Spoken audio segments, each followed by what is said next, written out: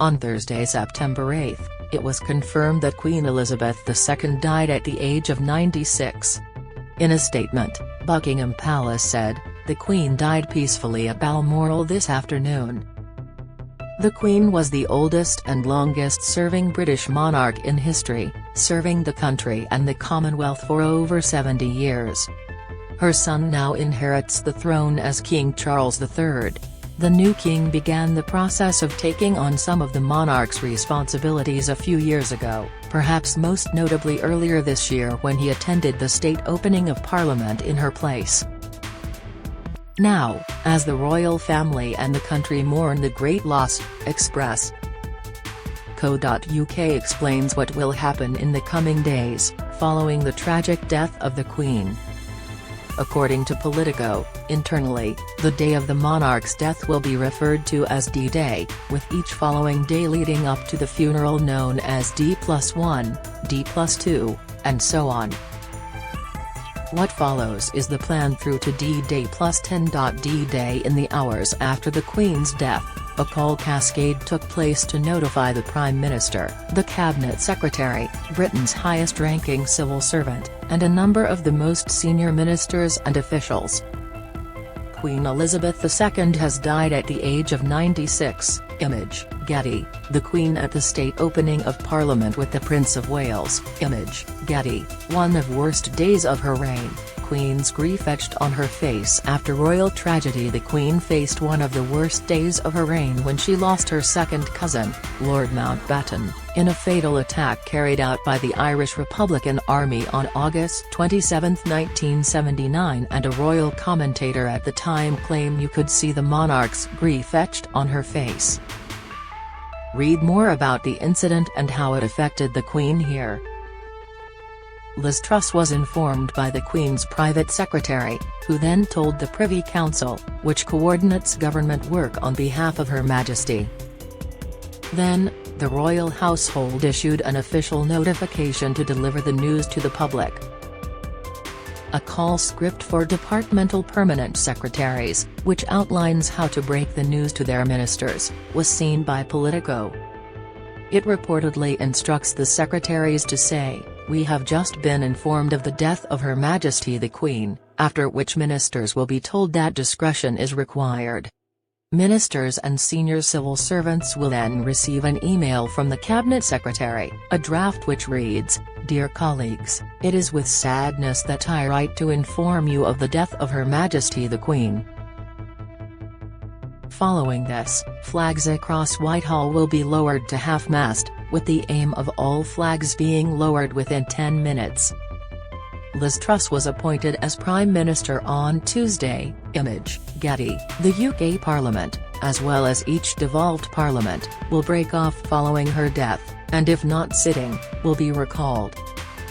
In the age of social media, many of the immediate actions are related to the online world. The royal family's official website will change to a black holding page with a short statement confirming the monarch's death. The UK government website will display a black banner at the top. Similarly, all government departmental social media pages will show a black banner and change their profile pictures to their crest. Plans for the Queen's funeral will be announced by the royal family. The service is expected to be held 10 days following her death.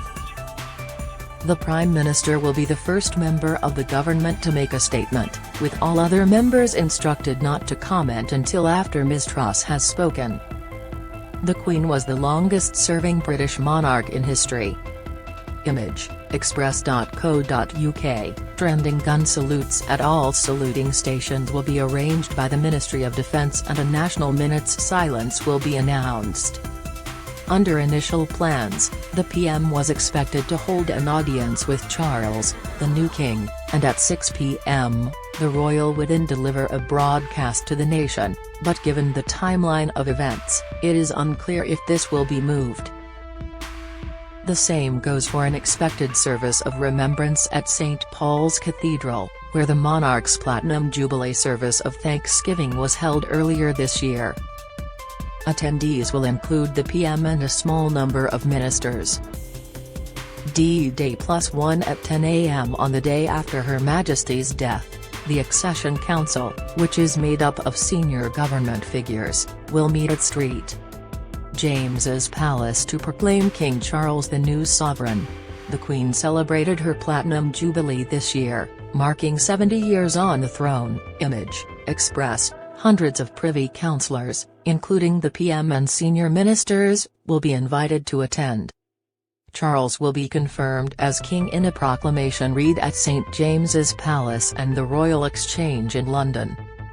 When Parliament agrees on a message of condolence to the royal family, most business will be suspended for 10 days, and MPs will offer tributes at the House of Lords. Then, at 3:30 p.m., the PM and the Cabinet will hold an audience with the new monarch. D-Day +2 The Queen's coffin will return to Buckingham Palace.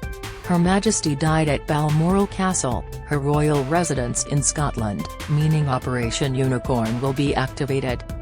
Her Majesty was on her annual holiday at Balmoral. Image, Getty. Queen's first photo to the last, a life of duty. Elizabeth II became Queen at the age of just 25 and was the longest-reigning British monarch of all time. From birth, the Queen was photographed thousands of times as she lived her life in the public eye. Following her death at 96, Express.co.uk has compiled some of the Queen's best moments in pictures. The coffin will therefore be carried to London by royal train if possible. If not, Operation Overstudy will be triggered, meaning the coffin will be transferred by plane. The Prime Minister and her cabinet will travel to meet the Queen's coffin at St. Pancras Station. D-Day +3 in the morning, King Charles will receive the motion of condolence at Westminster Hall. He will then embark on a tour of the UK, starting with a visit to the Scottish Parliament and service at St Giles Cathedral in Edinburgh. King Charles will embark on a UK tour in the days after the Queen's death. Image, Getty. D-Day +4 King Charles will continue to Northern Ireland, where he will receive another motion of condolence at Hillsborough Castle and attend a service at St Anne's Cathedral in Belfast. At the same time, a rehearsal will take place for Operation Lion, the procession of the coffin from Buckingham Palace to the Palace of Westminster. D-Day +5 Operation Lion will take place, seeing the coffin travel from Buckingham Palace to the Palace of Westminster along a ceremonial route through London. There will be a service in Westminster Hall when the coffin arrives. The Queen's coffin will lay in Westminster Hall for 3 days. Image, Getty. The Queen's passing brings uncertain future for royal family. Comment Thanks to her constancy and unflappable solidity, the Queen rightly earned respect for the strength and stability she gifted the country. Little wonder, in these dreary days of heartsick national mourning, we're left to wonder what happens now? Click here for Angela Epstein's musings on the future of the royal family. D-Day +6 to D-Day +9, and Whitehall worries the Queen will lie in state at the Palace of Westminster for 3 days. The public will be able to visit her coffin, which will lie on a raised box known as a catafalque in the middle of the hall, for 23 hours per day. On D-Day +6, a rehearsal will take place for the state funeral procession. On D-Day +7, King Charles will travel to Wales to receive another motion of condolence at the Welsh Parliament and attend a service at Llandaff Cathedral in Cardiff. This period is expected to see the greatest difficulties for the government and Foreign Office, as the logistics of the funeral begin to set in and things like state visits, arrivals of VIPs from abroad and public transport all spill over.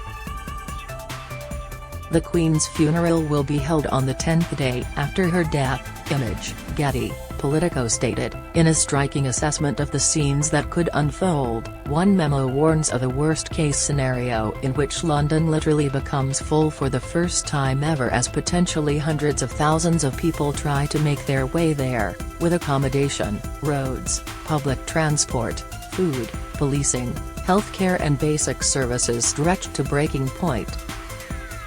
concerns have also been raised about a shortage of stewards for crowd control purposes. It added, "The Prime Minister and the Queen have agreed that the day of the state funeral will be a day of national mourning." This has also led to planning issues. The day will effectively be a bank holiday, although it will not be named as such. If the funeral falls on the weekend or an existing bank holiday, an extra bank holiday will not be granted.